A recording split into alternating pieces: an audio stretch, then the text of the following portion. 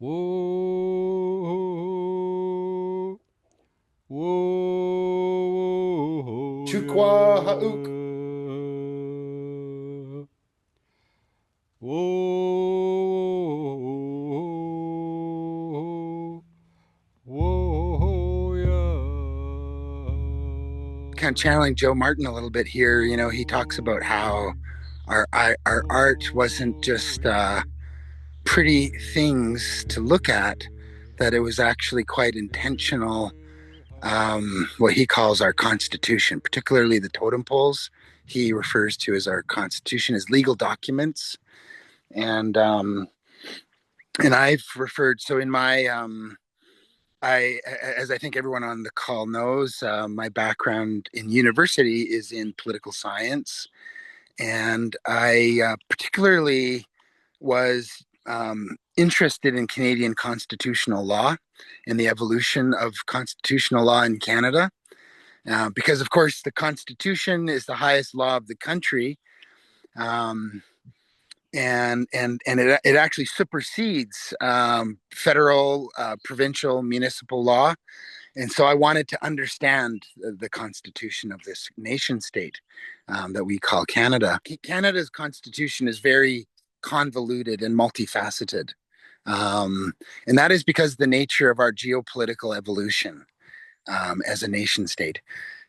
In the United States of America, there was the War of Independence, the Revolution against the King, and there was the Constitution, which there was a clean separation from the United Kingdom, and but it wasn't the same for Canada. We had a lingering relationship. In fact, our first constitution was called the British North American Act of 1867, which included the division of powers between the federal and provincial governments. And that was our constitution until 1982, where finally, and prior to 1982, any amendments to the Constitution had to go to the Privy Council in London for ultimate ratification. So, in a way, we weren't truly sovereign until 1982. And when I say we as Canada, as a nation state, there was this umbilical accord that bound us to the United Kingdom. And but in 1982, domestic amending formula was created. In other words, the federal and provincial governments agreed upon a remedy for domesticating their constitution, and the British North American Act was added to with the Canada Act of 1982.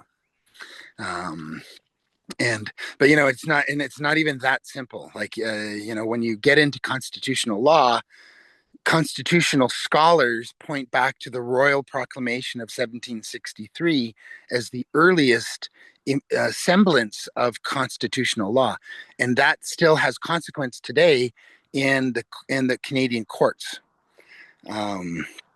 And so, and you know that the Royal Proclamation of 1763 was received in wampum at the Treaty of Fort Niagara in 1764, and so this complex geopolitical story of Canada is intertwined with international relations between Indigenous nations and the Crown.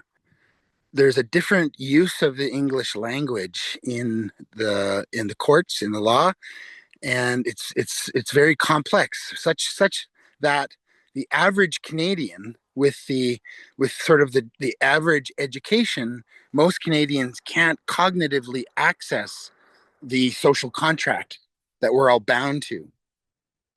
So some of you may have heard me talk about social contract and social contract theory before. This is rooted in modern times. For Crown law, it's rooted in the Treaty of Westphalia in 1648, which was the resolution of the 30 Years' War. But generally speaking, the social contract in Canada is encoded in complex legal jargon that is not accessible to the average Canadian. And to me, this is more about control rather than creating social cohesion. Um, and whereas in Nuu-chah-nulth, it was the opposite. So the social contract was on display everywhere in the built environment. You know, like you wake up in the morning and you look at your family wall. It used to be physical carvings in the house that were the laws of the house, of the society. You walk out your front door and there's a totem pole reminding everyone of the social contract. And so I came to understand our totem poles, um, beyond being legal documents in our constitution. They were what I call an active participation in a social contract. Very similar with the totem poles. Most people, when they look at the totem pole at the Nuu-chah-nulth Gardens as an example, they might be moved. They might, feel a powerful sense from the art, but they may not be able to understand it if they're not provided the teachings that come with each of the crests. Popular use of language was malleable to the current day, to the present day. Um, but haʔuk was kind of a fixed knowledge system that had emerged out of thousands of years of refinement and teachings and learnings from natural law to observe, appreciate, and act accordingly, which is, of course, IISAAK, which is represented by the sun moon crest, which we have as our logo as an organization. Now, it's been said that to get the full teachings of IISAAK, the moon crest, would take a full lunar cycle. So you would start with the new moon and you would go all the way to the full moon and back. And that 28-day cycle is the basic curriculum of that particular crest. And these haʔuk wasn't passed on as a curriculum per se. It was passed down through story. And there's some ingenious thinking behind that, because the stories would start. Joe always talks about how the teachings of IISAAK would begin the moment our lives were conceived. And so an elder would start to haʔuk the growing baby inside the womb while the fetus is developing. And these teachings of IISAAK would continue till our death. And and stories were used to pass on these teachings. And the genius of that is that when a child is hearing a story, like if you've grown up your whole life hearing stories about a certain crest, when you see that crest, it will be a reminder of something from one of those stories. Um, and I often think about, like, when you're listening to a radio, when you're listening to a song on the radio, and you turn off the car halfway through the song, sometimes it gets stuck in your head, right? And all day long, you can't get the song out of your head. So when you, because we didn't have music back then in the sense that we have it today, like we didn't have radios and whatnot. So these totem poles and these crests were literally broadcasting stories. What it is half of what the story you hear, the teaching that you get from the totem pole is different every time, depending on what's happening in your life, what's happening in your inner world. So, for example, if you're in conflict, if you're in conflict with, say, your mother-in-law or something, I don't know, whatever, your partner, and you walk out of your longhouse and you see that totem pole, what will come to you from the crest will be relevant to what's going on in your inner emotional world, and it'll be different each time. And so in that way, I call it an active participation in a social contract. Half of the knowledge that we created came from your question. So he says, the questions you asked me reminded me of things that I had been taught as a young person or things I had learned along the life journey that I've been on. And he says, and then he thanked me, some classic humble elder stuff. Um, and the metaphor that emerged from that exchange was the phenomenal relationship that we have with the sun. Um, and this is Nuu-chah-nulth worldview of haʔuk and ukʷaa. We often hear of haʔuk because it's kind of like the most often broadcast teaching, and it means everything is one and everything is interconnected, essentially. But we don't hear about ukʷaa very often. Ukʷaa is a dual process of transformation. So it's a transformation in the physical world, but it's also transformation in the spiritual world, in the energetic world. Everything's transforming. We are transforming as we go. And so the intersectionality of haʔuk and ukʷaa is the moment, every single moment. And that's why there's this really cool song and dance of the hinkitsum, the sea serpent.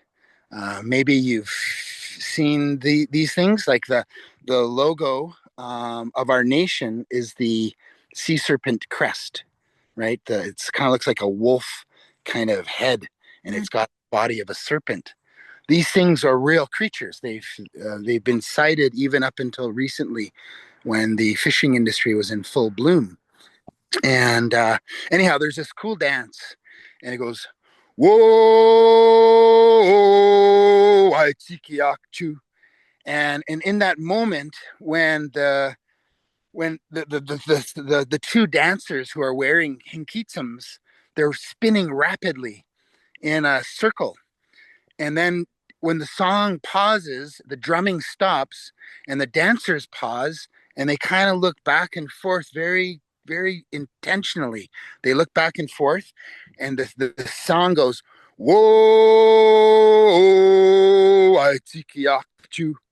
Waitsiki-ak-chu is the coming together of haʔuk and ukʷaa, and the intersectionality of the interconnection of all things that is currently in existence, and then the transformation that's happening temporally through time and space.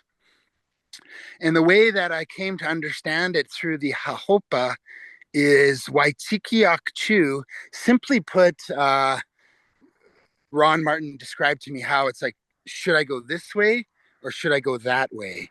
They're contemplating, whoa, Waitsiki-ak-chu. Should I go this way? Should I go that way? But more profoundly, rather than just, I got to make a decision and I'm weighing up all my options here, I'm actually empowering myself with choice. And the way that I came to understand it through the haopa is that every single moment of time is like 4 or 8 nuclear explosions that are happening all the time, every single moment. And we can't really truly sense it because we are limited in our abilities to sense the universe. The eagle, for example, can see much better than we can. Various creatures have access to stimulus that we do not have direct access to. It happens subconsciously, and this is the power of dreaming and ceremony, gaining access to this profound and violent experience, which is life in every single moment. Not violent in the negative sense, but just it's incredible. And so pausing in the middle of that and contemplating, should I go this way or should I go that way, is feeling the sheer power of the moment, and then deciding how to act, and then being decisive. Um, this sea serpent, the sea serpent is thought to be one of the most IISAAK creatures ever to exist. And so the sea serpent is thought to be a very IISAAK creature. And we strive to be like the serpent in that regard. We to observe, appreciate, and act accordingly, to take stock of all information that we have access to, pause and empower ourselves to make decisive action. And what I've been told is that nobody is above the law, not even our haʔuk. And in fact, the haʔuk are held to the highest standards of law because they have to be emulating good behavior and being IISAAK for the rest of society to follow. Maybe I'll start to wind down with a brief explanation of Nuu-chah-nulth. So the way it was described to me is it's a meeting place of eagles, very high in the mountaintops. They gather and they socialize there, um, and they share information with one another. And it's also Nawayasam, and that's the name of the gardens. And I would say that the fern crest in our totem pole is relational to being Nawayasam, and to being observant like the eagle, and to transfer knowledge through the generations. So if we look after the land appropriately, we can relearn from the land itself. And of course, it's not going to be an overnight scenario, but it is possible. And if we believe in ourselves and we have no fear, then we can learn anything and we can relearn things that have been forgotten. So that is some teachings on the totem pole.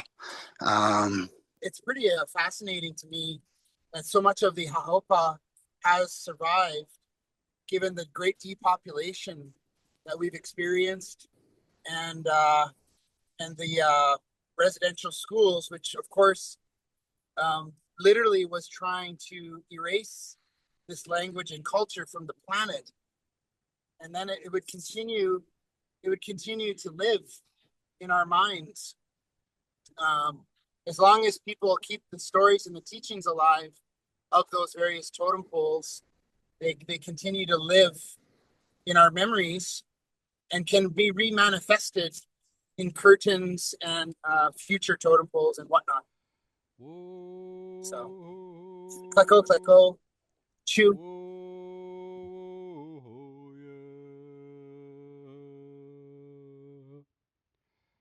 Ukʷaa, haʔuk.